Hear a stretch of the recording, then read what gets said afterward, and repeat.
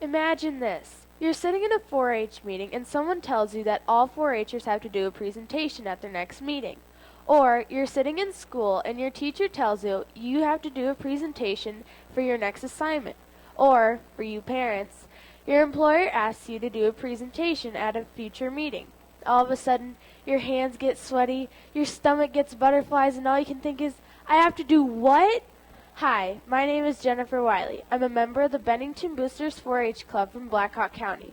And today, I'm going to help you put the pieces of the presentation puzzle together and put your jitters to rest. Understanding the steps to getting ready will help take the panic out of giving your presentation. Like a puzzle, a presentation has different pieces that fit together. Let's look at the pieces of the presentation puzzle.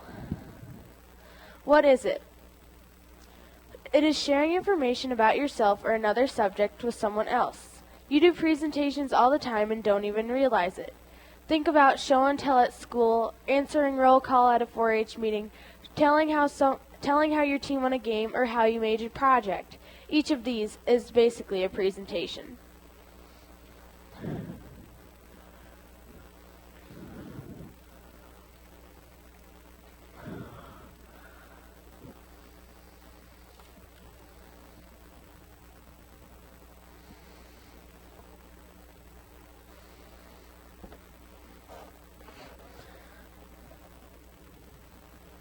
There we go.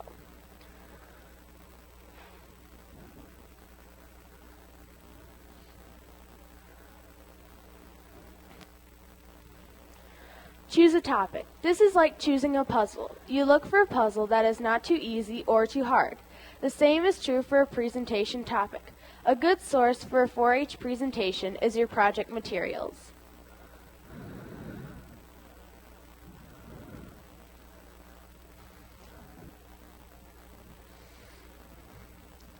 How do I do it? Some presentations are called demonstrations. Others are called illustrated talks.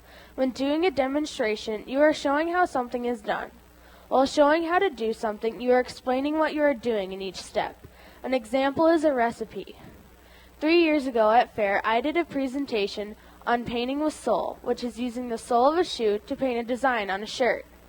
When giving illustrated talks, you are talking and showing at the same time. While you are talking, you are showing your audience. An example is sharing a collection. You tell how you got started, your first item, and your favorite item in the collection. Last year, I did a talk on scoliosis.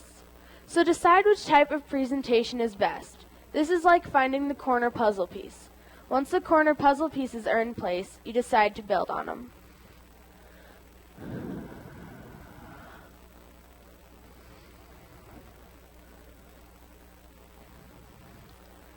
Investigate your topic or idea.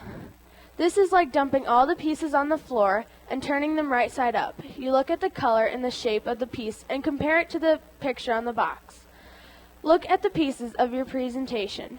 To investigate, make notes on what you'd like to tell others. Points of interest could include how did you get interested in this, or why did you choose this topic.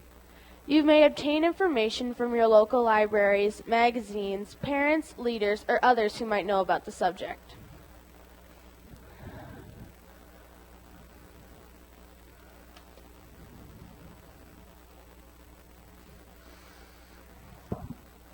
The heart of your puzzle is the organization.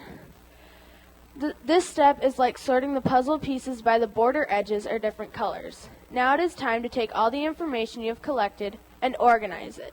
If you have used note cards, you will want to arrange them in a way that makes sense to you. If you are showing how to do something, you will want to list the steps in making the item. If you are sharing a collection, you will want to arrange the collection in a way so it makes sense to your audience. The best way to organize a presentation is to break it into 3 parts: the introduction, the body, and the conclusion. The introduction is to briefly tell what you are going to say and why you chose the topic. The body it gives the details of doing it, showing it, or telling it. And the conclusion, you repeat the main points and ask if there are any questions. An easier way to think of organizing is tell them what you're going to tell them, the intro, tell them the body, and tell them what you told them, the conclusion.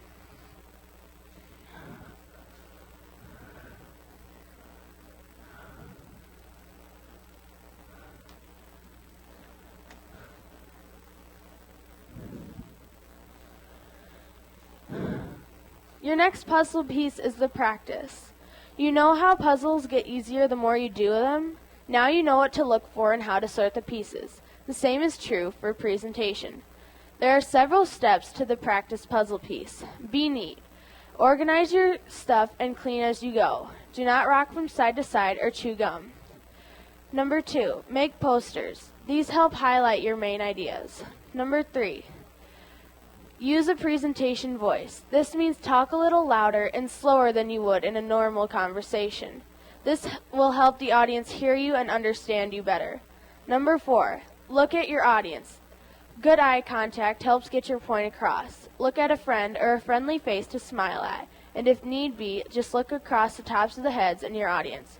And number 5, involve your audience. Hand out recipes or ask questions.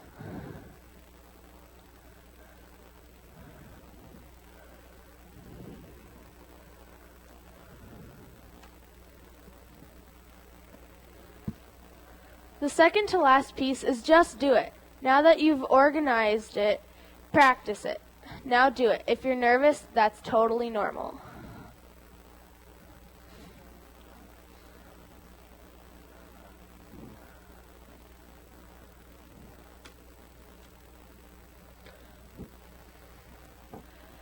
The last piece of your presentation is the review piece. What went well? What would you change?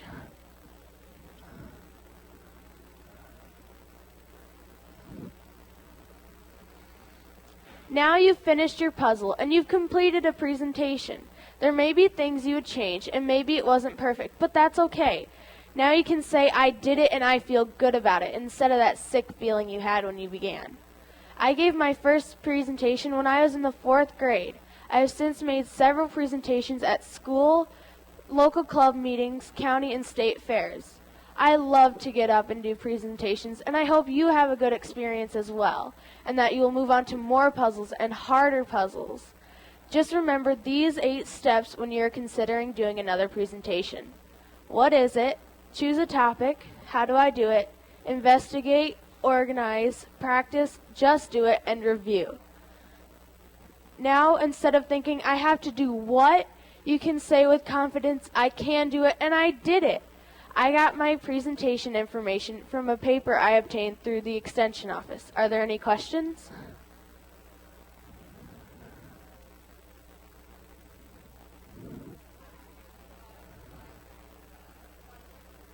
The question was, how did you decide to do the puzzle?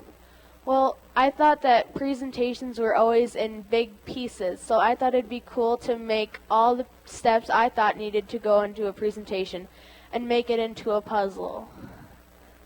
Are there any other questions?